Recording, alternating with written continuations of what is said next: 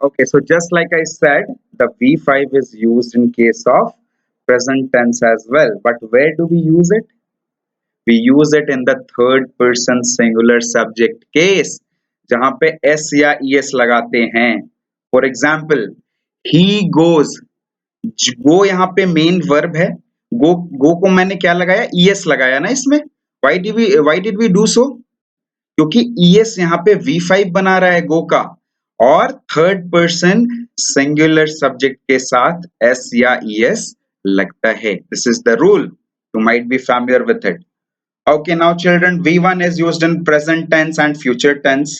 Future tense में कहाँ use होगा V1? Plural में, third person plural में use होता है. Then we have the V3 which is used in future tense.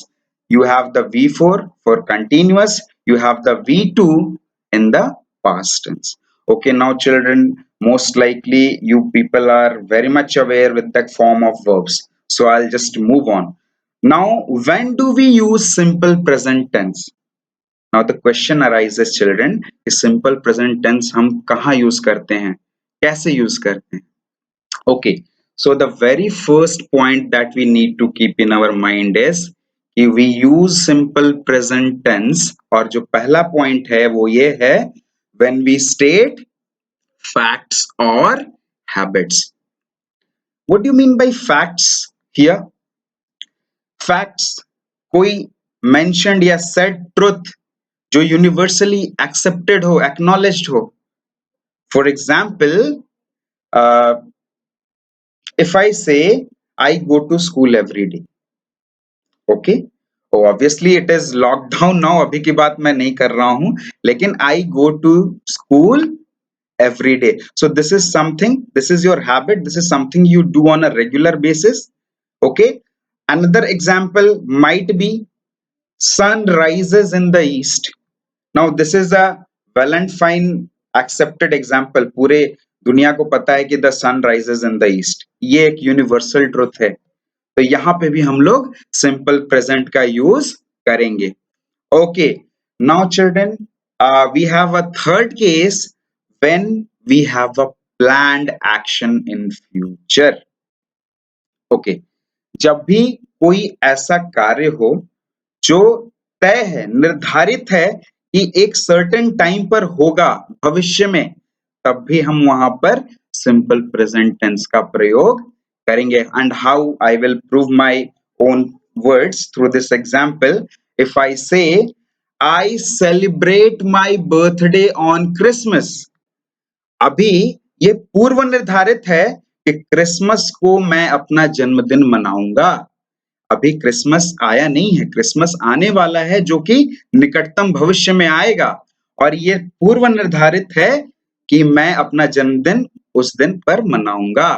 सो यहाँ पे भी सिंपल प्रेजेंट टेंस का प्रयोग हो रहा है when we have to denote a certain planned action in future.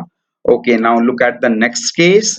Now children, ये तीन केसेस जो मैंने आपके साथ डील किए, ये वो बेसिक तीन रूल्स हैं जो सिंपल प्रेजेंट टेंस के साथ इंप्लाई की जाती हैं. नाउ अगर फॉर्मुलेशन की बात करें, सेंटेंस पैटर्न की बात करें, तो सिंपल प्रेजेंट टेंस का जो फॉर्मुलेशन होता है वो होता है सब्जेक्ट प्लस V1 और V5 plus object. Now V1 और V5 मैंने इसीलिए बोला क्योंकि it depends on the situation. अभी third person singular, third person वो प्लूरल, वो केस बताया था मैंने अभी. I explain that part very well. Okay, now children, the next rule is exclamatory sentences beginning with here or there. अभी जहां पे भी here और there का प्रयोग होकर कोई exclamatory sentence का यूज हो रहा हो, वहां पर हम simple present tense यूज करेंगे. Okay, the next case is, the fifth one is when the main verb is in future tense.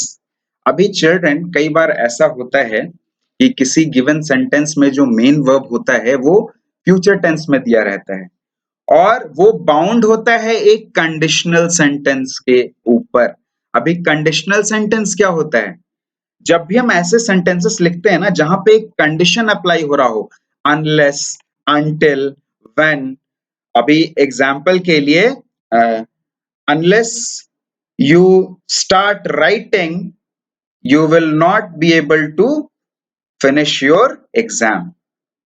तो यहाँ पे एक कंडीशन है, अभी फ्यूचर में एक पॉसिबिलिटी है जो तभी संभव दिखाई जा रही है अगर पूर्व में कोई काम किया जा रहा हो। ये एक कंडीशनल स्टेटमेंट है, वो उसके ऊपर जो मेन वर्ब है वो निर्भर करता है किसी के ऊपर। तो इस केस में भी हम लोग सिंपल प्रेजेंट टेंस का यूज करते हैं।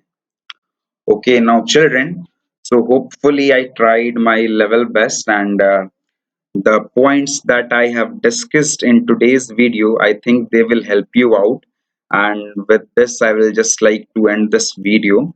And I'll just be sending you over a few exercises that if you'll do back in your homes, I'm very much sure that बहुत help मिलेगी आपको. And with this, I would like to end today's session, children. So we'll stay in touch. Until then, keep learning, stay home, stay safe. Thank you.